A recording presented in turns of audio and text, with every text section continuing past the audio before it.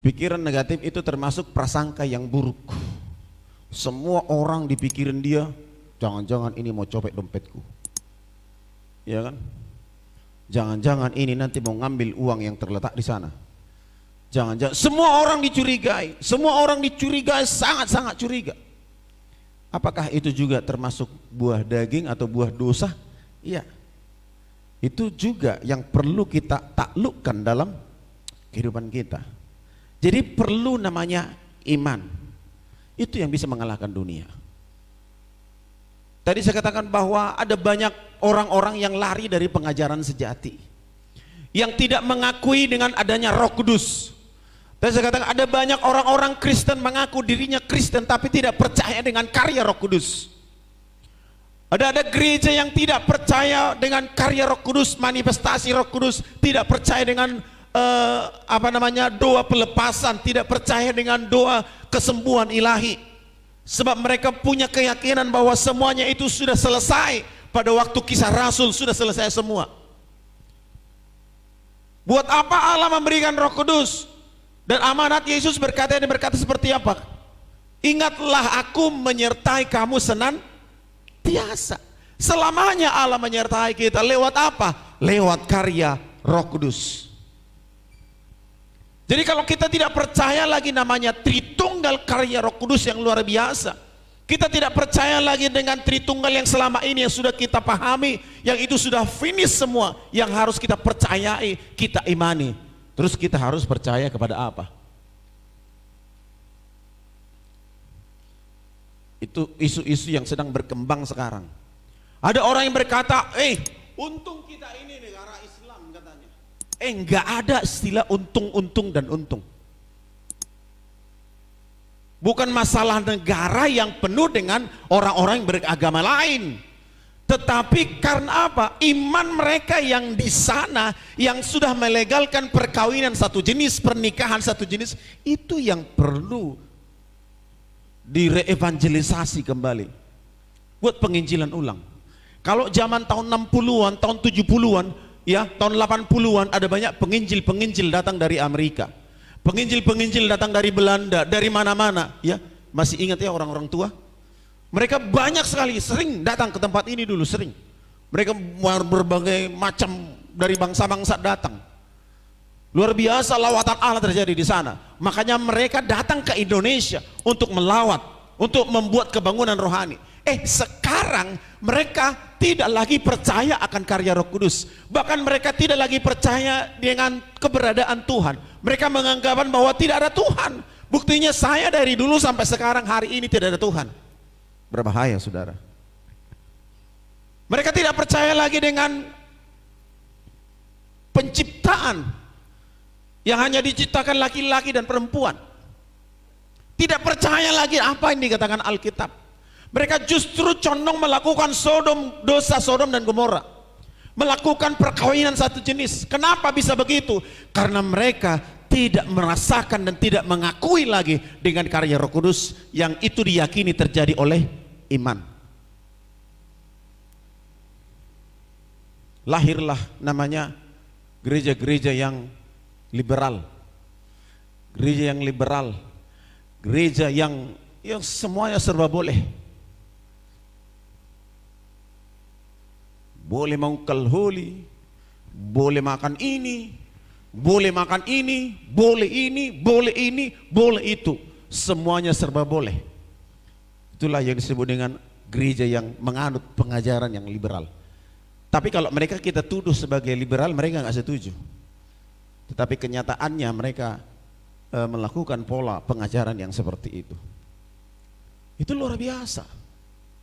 Bagaimana iman percaya kita?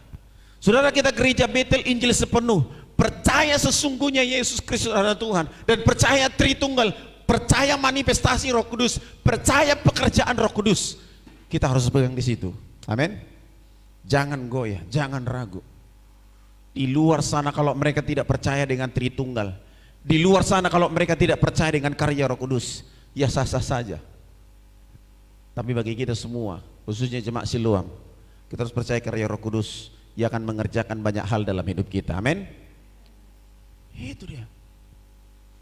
Justru hal-hal seperti ini, ya zaman-zaman situasi yang sesulit ini muncul hal-hal yang sangat kontroversial yang membuat iman beberapa orang itu terguncang. Itu berbahaya Bapak Ibu Saudara. Saya yakin iman saudara dan saya tidak terguncang oleh situasi itu. Amin. Ya, tidak terguncang. Sehingga kita semua tetap pegang teguh pengajaran yang benar, yang alkitabiah, yang absolut, yang tidak bisa diganggu gugat. Terus menerus kita yakini itu, ya. Jadi Bapak Ibu Saudara, ini penting sekali, sangat-sangat penting, supaya saudara dan saya tercounter, ya, tidak tercemari oleh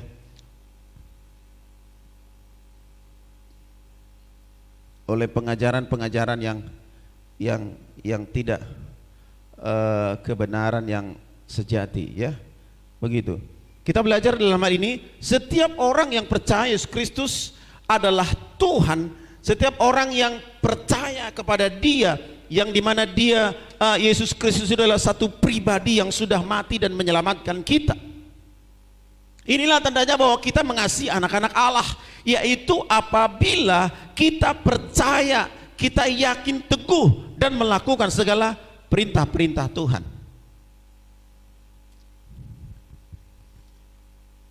Persoalan di dunia ini, saudara, bisa membuat kita justru akan semakin mendekatkan diri kepada Tuhan seyogianya. Sebab kalau istilah pendidikan, kita hadapi ujian, kemudian kita akan menjadi next level. Amin. Kita mau naik kelas 2, dari kelas 1 kita harus ujian dulu. Kita mau naik kelas 3, ujian dulu. Dari SD ke SMP ujian dulu. Harusnya ujian dan persoalan, ya, itu akan membawa kita kepada iman kita yang lebih baik. Katakan amin. Iman kita yang lebih dewasa, ya. Iman kita yang semakin kuat dalam menghadapi semua persoalan-persoalan. Bukan justru semakin lemah, semakin tidak berdaya, ya. Kalau kita dikasih satu ujian, satu tantangan tertentu, maka justru di situ akan semakin percaya kita sepenuhnya penyertaan Tuhan yang luar biasa itu. Sebab jika kita tidak percaya akan penyertaan Tuhan itu, kita kan, aduh, aku nggak mungkin bisa melakukan ini, aku nggak bisa melakukan semuanya itu, aku nggak bisa menghadapi persoalan-persoalan ini, nggak bisa. Sebab iman kita sudah tidak menjadi kuat lagi, tetapi menjadi lemah, dan kita tidak berdaya menghadapi hidup kita, menghadapi persoalan yang sedang kita hadapi dalam setiap kehidupan kita sehari-hari, ya, supaya kita selalu positive thinking. Katakan dulu positive thinking. Ya, kita harus selalu berpikir secara positif, melihat segala sesuatu dari sisi Allah. Allah tidak pernah melihat dosa dan kelemahan kita. Amin. Gak pernah. Kalau Allah selalu melihat dosa dan kelemahan kita, kita tidak layak di hadapan Tuhan. Allah tidak pernah melihat latar belakang kita. Allah tidak pernah melihat apakah kita jenius atau tidak jenius, apakah kita punya nilai rapot yang baik atau tidak, apakah kita punya karir yang baik atau tidak. Tidak melihat itu. Allah selalu melihat sisi positif, sisi hal-hal yang baik dalam kehidupan kita. Ini adalah satu keteladanan yang pas. Biar kita melihat segala sesuatunya dengan positif. Katakan amin. Jangan kita memandang seseorang itu dengan negatif. Orang kalau diberkati lewat si A, ya dia bercerita kepada kita, kemudian kita akan mencurigai ada apa. Dia sedang menjilat. Kita sedang mengucapkan kata-kata yang baik terhadap si B, orang menilai ada apa. Dia sedang bersandiwara, begitu. Itu sisi negatif. Tapi kalau kita berpikir secara positif, kita berpikir bahwa semua kita punya potensi, kita berpikir bahwa semua kita ini punya kemampuan luar biasa, berpikir bahwa kita semua punya karunia khusus, kita semua punya talenta, punya kemampuan, walaupun itu 5 talenta, 1 talenta, 2 talenta, itu semua kita punya talenta itu, punya kemampuan khusus. Di situ kita harus berpikir, Jangan pernah menganggap orang lain itu rendah. Katakan amin.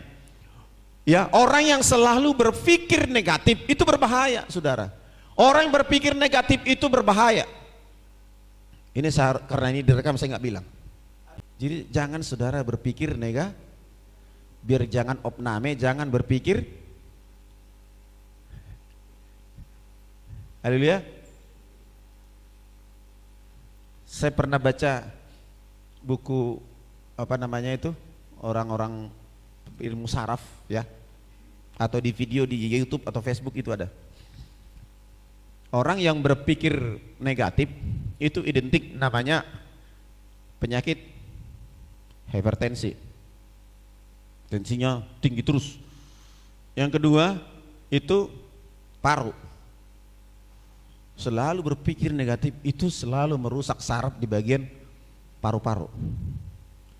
Kemudian orang yang berpikir negatif itu identik dengan penyakit ginjal. Ya, jangan mau saudara menanamkan penyakit, mengembangkan penyakit itu dalam tubuhmu karena engkau berpikir secara negatif. Kalahkan itu semua dengan berpikir secara positif. Begitu. Itu saudara berbahaya. Yang rugi kita sendiri. Saudara dan saya yang rugi. Kalau saudara berpikir secara negatif, saudara curiga kepada tetangga terus. Halo? Saudara curiga kepada tetangga terus. Curiga kepada haanggi. Suatu ngijual nonot tanon di babak kina. Curiga kepada abangnya. Bah suatu ibu to nonon masnya maki. Curiga tuh edana. Ai suatu ibu to nonon puro-puro nya makina sana. Curiga, semua dicurigai. Saudara, kalau saudara berpikir negatif yang seperti semua orang saudara curigai, yang belum tentu itu semua akan terjadi dalam pemikiranmu. Maka yang rugi adalah saudara sendiri. Amin. Berpikirlah positif. Nyon abakon naburjudon. Amin. Idakon naburjudon. Amin. Simatuakon naburjudon. Amin. Iya. Parumaikon parumain naburjudon. Para do dinalagui. Habis perlu para pola. Ya. Berpikirlah secara positif. Jangan negatif thinking. Kalau kita Amsal berkata, jagalah hatimu dari segala kewaspadaan karena dari sana terpancar kehidupan. Orang yang luka hati itu terpancar dari wajah. Orang yang terluka hatinya terpancar dari wajah. Dari matanya bisa ketahuan dia terluka atau tidak. Orang dimarah dari rumah, keluar-keluar, ya walaupun orang tidak tahu bahwa dia dimarahi, ya tidak tahu, tiba-tiba dia melihat, kamu dimarah di rumah ya, tahu nggak? Tahu kan? Itu karena dari dalam hati, hatinya yang terluka, dari wajahnya nampak. Beren jo kiri kanan ya, karena terluka deh. Kulihat di sini nggak ada yang terluka, semua baik-baik saja hatinya, amin. Berarti berpikir positif. Kita jangan mau, kita punya iman, kita semua lahir dari Allah, kita punya iman, punya kepercayaan sepenuhnya kepada Tuhan. Jangan mau kita lalai atau terlena dengan dunia ini. Apa yang memisahkan kita dari kasih karunia Tuhan? Mautkah? Enggak boleh. Penderitaan? Tidak. Kekayaan? Juga enggak. Serius. Karena banyak orang semakin kaya akan semakin sombong. Dangi bereng bitoru, ulah tugi cangi bereng, akhirnya isi batu, madabu. Dan enggak cuman orang, kalau orang kaya sombong, walaupun saya tidak mengatakan itu maklum, tapi masih dimaklumi orang. Kalau orang kaya sombong, tadadu nama orang mana bah, melulewa imana marmau terpajirun itu tutup do kacana terusin nak, tutup matong kacana ala mengulu asina, Mau lo pikiran negatif, songoni do pikiran nah. Sila duduk, sombong man. Pala motor songoni do, tertutup kacana terus. Unang masuk 2 butuh motor naik makana itu. Jadi orang berpikir ramu negatif. Tadano nang mo nang imana caleg tiki dang caleg ibu karo kacana terus senyum-senyum. Oh mulai orang caleg. Tiba-tiba burju inna ahmai. Caleg. Tiba-tiba burju iman na calon Pangulo. Alala mululung Pangulo. Tunggu saru baru. Begitu. Itulah kebaikan dari bain. Jadi dunia ini seperti panggung sandiwara. Kalau butuh sesuatu, ya tiba-tiba burju. Ala dong mulung monang, biar kamu kaca lagi. Mululu kudul dak kabero tu bukit. Dak kabero kotulaku dan amang buruku dan ada ngatuburu hami. Pala sepuru hami siano pak sudut. Bah, semua bisa diterangkan. Ala mulung hudul jadi caleg. Sih teh. Sungun lupa doa. Inna do. Boy matodong nang pedang todong molo na perlu di mana. Jadi kamu ngunang ijol lamu suaramu tujol mana songoni. Amin. Mulai marron nama caleg tu gereja marron. Tubuhan. Marros segala macam. Naso tinada gabe tinada. Ayado kita Jepang lain na julu. Ison no. Olo daw songoni. Oh iru ati tarnik ko di. Mabiaraw imanaw nang tersinggung. Iman na pikiran positif. Alam mo lo padahal talo ko la caleg doh manino ko Jepang enak negatif mai. Jadi hati-hati kamu. Ya, begitu. Kita harus berpikir secara positif. Ya. Tampillah apa adanya seperti apa Allah memandang kita. Begitu, amin. Gereja kita mau bikin acara ini, berpikirlah secara positif. Amin. Jadi diteda ngaber kaliun tarona papungai peng 200.000 sa rumah tangga 2 bulan nun, saya dia babayan nih. Berpikirlah secara positif. Ini untuk kita kok, bukan untuk siapa-siapa. Jangan berpikir secara negatif. Berdoa, Tuhan sanggup melakukan perkara-perkara yang ajaib. Itu dong. Ya. Saya berharap kita semua di sini mensukseskan acara itu. Haleluya. Iya. Dana kita butuh banyak. Yang saya katakan 200.000 per kakak itu masih dikali 30 orang mau sudi mangalian 30 halak 30 kakak kita mau sudi mangalian 6 juta do saya doi dan saya nggak cukup itu, tapi itu faktor terkecil, bagian terkecil supaya kita ikut ambil bagian. Puji Tuhan sudah ada yang transfer 1 juta untuk acara ini. Sudah ada transfer. Ya, saya masih pegang uangnya. Dan nanti ini kita kasih apa ini ulang tahun kita bikin karpet merah di sini biar cantik. Rencana mau beli itu Pak Sirait, itu bendahara laporan. Ada kemarin saya sering upload itu apa? Gereja kita yang di Waringin. Kami ada pertemuan. Mau pulang saya disalam. Ini toh ya sedikit untuk mendukung pelayanan di Waringin. Plek, kasih 1 juta. Luar biasa, kalau Tuhan sudah bekerja tidak ada yang tidak mungkin. Amin. Iya. Kalau bukan untuk aku kok, bukan untuk siapa-siapa, bukan untuk ini, untuk kita sendiri. Ya.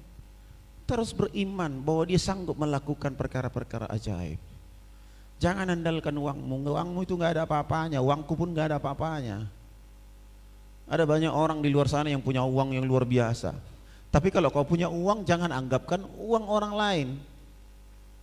Jangan harapkan uang orang lain.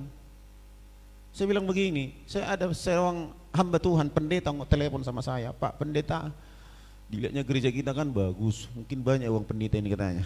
Gaya kita kan gaya pendeta yang punya uang. Iya kan? Iya, Sudah harus menampilkan mentalitas orang yang diberkati. Di teleponnya saya, Pak Pendeta, aku lihat gerejamu udah bagus Pak Pendeta. Ya udah diberkati Tuhan luar biasa. Saya bilang amin, dia bilang gitu. Jadi kami membangun ini Pak Pendeta, nggak ada uang kami. Dia bilang, oh iya, nggak ada uang Bapak. Oh iya Pak Pendeta, kami semua orang-orang miskin. Bapak minum kopi nggak? Oh minum lah Pak Pendeta. Oh, terus Bapak makan nggak? Makan. Oh, tapi nggak ada uangnya. Ya cukup-cukup makan lah Pak Pendeta. Oh, Bapak tinggal di rumah? Iya, punya rumah.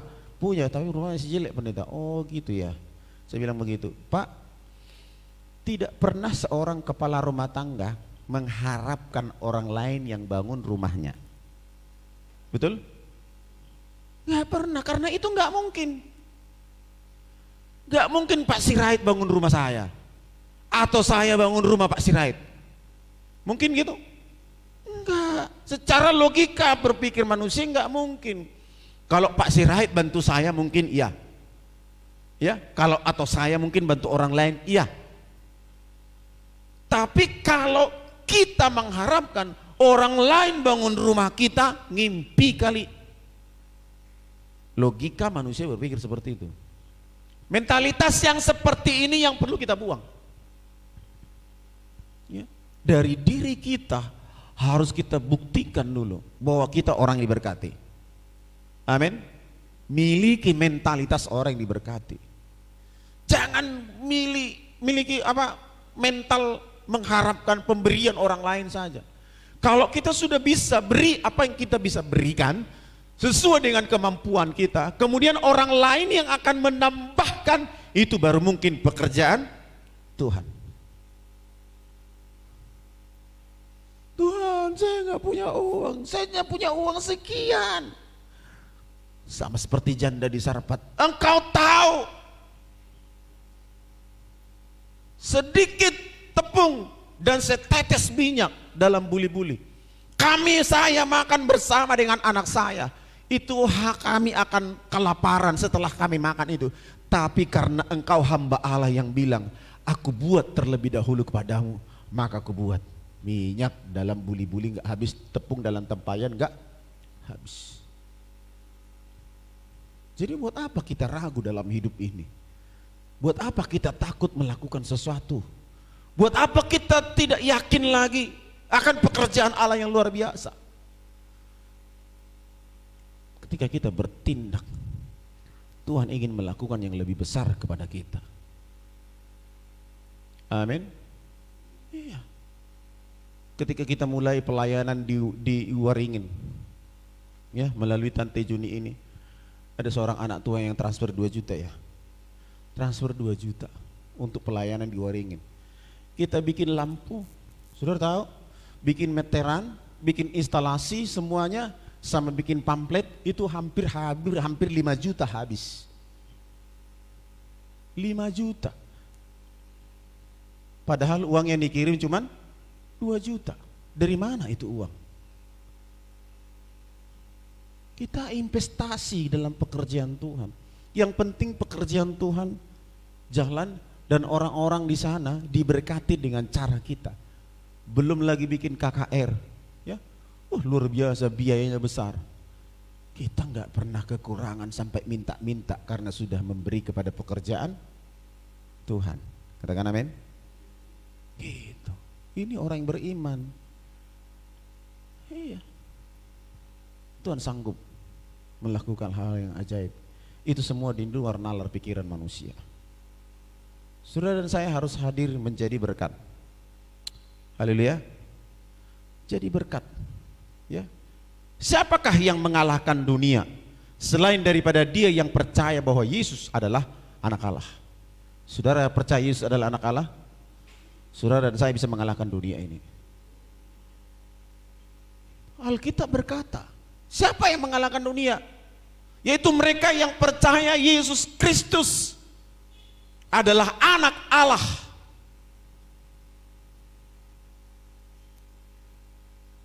Kita ini yang percaya Yesus Kristus adalah anak Allah, kita mampu mengalahkan dunia ini. Dunia di sini yang dimaksud apa? Semua tantangan dunia ini, semua persoalan yang ada di dunia ini, semua pergumulan yang ada di dunia ini, kita mampu mengalahkannya. Karena kita percaya anak Allah yang hidup, yang akan memampukan kita. Jangan kau andalan pikiran kita hanya sedikit ini, atau harta kita yang sedikit itu, atau kekuatan kita yang sebentar sudah loyo, sudah gak berdaya. Kita andalkan Tuhan di atas segala sesuatunya. Itu yang terpenting. Ya, saya rindu nanti habis ini kita ada rapat sebentar, ya, jangan langsung pulang dulu, supaya kita sepakat sama-sama. Orang yang sepakat, tadi di sana saya bilang begini, bangun gereja, bangun satu usaha, nggak perlu banyak orang kalau nggak bisa sehati. Kalau banyak orang nggak sehati, sama seperti pembangunan menara Babel. Waktu mereka masih sehati, Allah khawatir kepada orang-orang yang ada pada waktu membangun menara Babel itu. Khawatir Tuhan, jangan-jangan mereka akan membangun nanti sampai ke surga sana. Mereka ingin membangun sampai ke langit, menara setinggi-tingginya, supaya ketika ada air bah, mereka tidak tenggelam. Allah khawatir. Kesatuan hati bisa membuat siapapun menjadi khawatir, menjadi luar biasa. Tapi Allah tahu ini adalah pekerjaan iblis yang tidak percaya kepada janji Allah. Ketika janji Allah kepada Nuh, lihatlah pelangi di sana. Ketika engkau melihat pelangi itu tandanya bahwa tidak akan pernah terjadi lagi air bah di seluruh bumi. Tapi Nimrod nggak percaya dengan itu, sehingga ia membangun menara sampai ke langit. Kemudian Allah memecah belah mereka, memecah bahasa-bahasa mereka, sehingga mereka tidak satu bahasa lagi. Itu yang membuat menara Babel nggak jadi. Kalau sempat jadi, luar biasa. Artinya kekuatan kesehatian itu sangat luar biasa. Tidak ada yang tidak mungkin. Menara sampai ke langit pun bisa terjadi kalau orang sudah sehati. Saya katakan tadi bahwa nggak butuh banyak untuk membuat suatu momen, nggak butuh banyak kalau tidak sehati. Tapi kalau lebih banyak orang yang bekerja untuk melakukan sesuatu, itu lebih baik. Tapi dengan syarat sehati. Alkitab mencatat, Yesus berkata begini, 2-3 orang berkumpul dalam namaku. Kenapa 2-3 orang? Karena Yesus tahu bahwa sungguh susah menyatukan hati.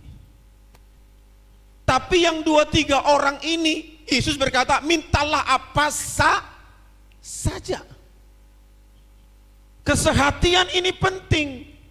Untuk meminta apa saja, Allah akan mendengar dari surga dan memberikan apa yang kita minta.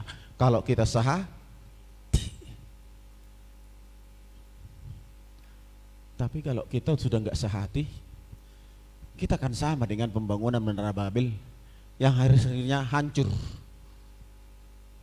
Si A berkata, daung ikut songonodo. Si B madok, daung ikut songonodo. Si C madok, daung ikut songonodo. Nyom madok daung ikut 3 kilo do si atota. Nyom madok daung 10 kilo do. Nyom madok daung 100 kilo do. Nyom madok daung ikut 1 ngaton. Akhirnya dan jadi. Allah katamu udah jadi. Allah dokmu udah jadi. Akhirnya dan jadi. Pecah. Tidak jadi. Perbedaan itu bagi saya hal yang indah. Tapi kalau perbedaan itu merupakan satu perpecahan kepada satu kumpulan, itu bukan hal yang indah, hal yang buruk. Amin. Kita diciptakan berbagai macam karakter. Tapi ingat, kita punya semua talenta, kita punya semua. Ada yang 1, 2, 3, 4, 5. Banyak talenta. Dan ada yang diberikan 1, ada yang diberikan 2, ada yang diberikan 3. Kita harus menghargai talenta kita masing-masing. Tidak ada yang lebih hebat, tidak ada yang lebih pintar, tidak ada yang lebih bodoh, tidak ada yang lebih kaya, tidak ada yang lebih miskin. Amin.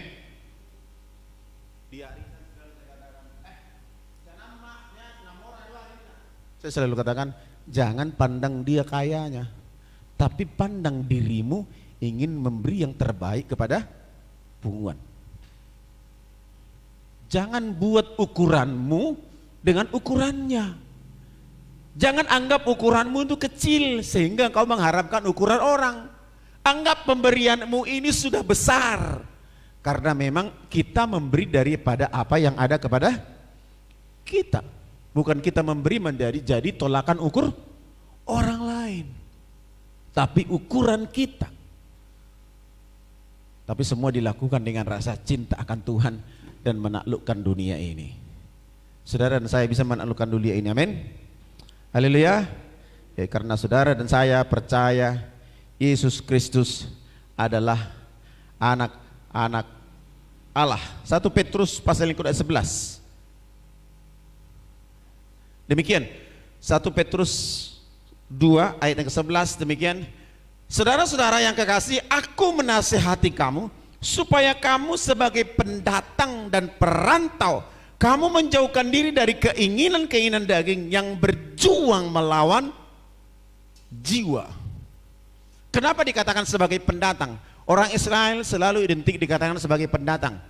Ya, mereka ke Mesir dikatakan mereka sebagai pendatang, perantau. Mereka ke tempat lain mereka dikatakan sebagai pendatang.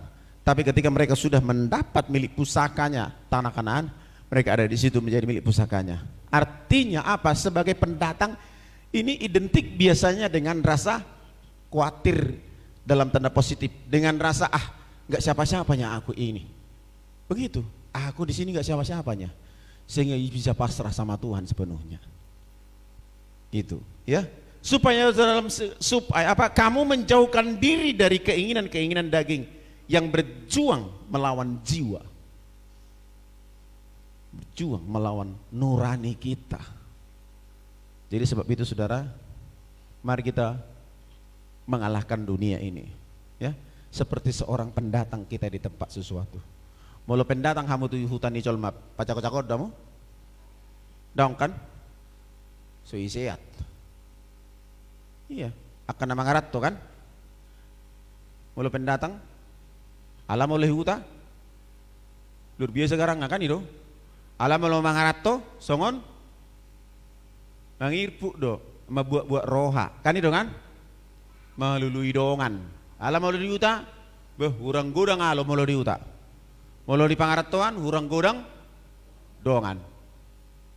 Makanya dikatakan kamu sebagai pendatang miliki karakter yang membutuhkan banyak orang, jangan miliki karakter yang mencari banyak musuh. Itulah orang yang mengalahkan dunia. Jadi saudara, mari tingkatkan iman kita. Iman muncul dari pendengaran, baca kitab suci 2 tiap hari. Dan dalam implementasinya, prakteknya dalam hidup ini adalah memiliki hati yang berpikir secara positif setiap waktu. Lihatlah orang lain itu dengan segala potensinya, jangan lihat dia dengan segala kelemahannya. Amin. Akainat amin. Unang berte tang kami ala perbeda bulun.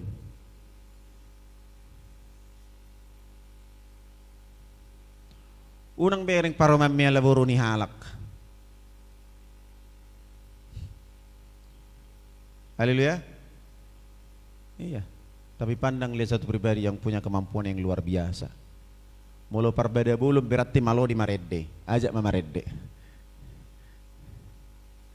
Gitu. Ya, sehingga kita semua tenang. Apalagi sahuria, suatu ngadong berbeda sahuria, son. Haleluya. Sahuria, pertopak-topak. Haleluya berbeda.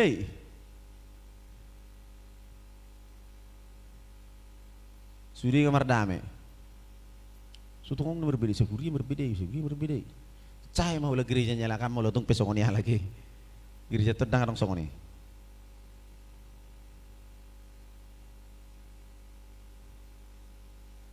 Unang bereng kamu halak, no tersinggung gimana non?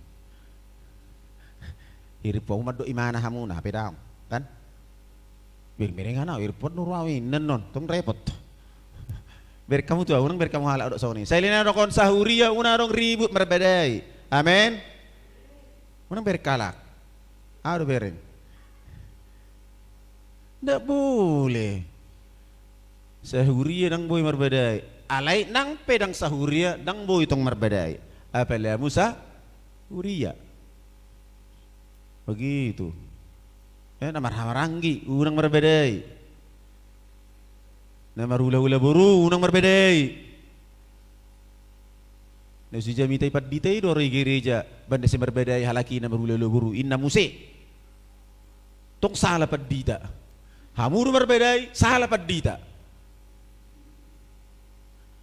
Hamuru malang pinasa, au markota-kota. Iya. Ay jima ni sedi inna do. Muli bering marbedai. Mau bikin ni. Anu maong marbedai sana nukon pasti belewat ayat jo. Ay nasi pesingot to di sung nasi kuwer pangalahona. Inna. Tunggu ibu markota-kota. Halai di sodang awang menesongoni. Haleluya. Akan aburju di sudi. Amin. Dokot jo tua birang kiri kaman mijo. Na burju do kan mo. Ido kana burju do. Ido na burju daw. Ido tong menom molusna. Berpikir positif, berbicara positif. Itu kan lebih luar biasa. Amin. Ya kita harus bisa memiliki iman yang mengalahkan dunia ini. Supaya saudara dan saya bisa melihat kemuliaan Tuhan mengerjakan banyak hal dalam hidup kita. Demikian firman Tuhan, kita berdoa bersama-sama.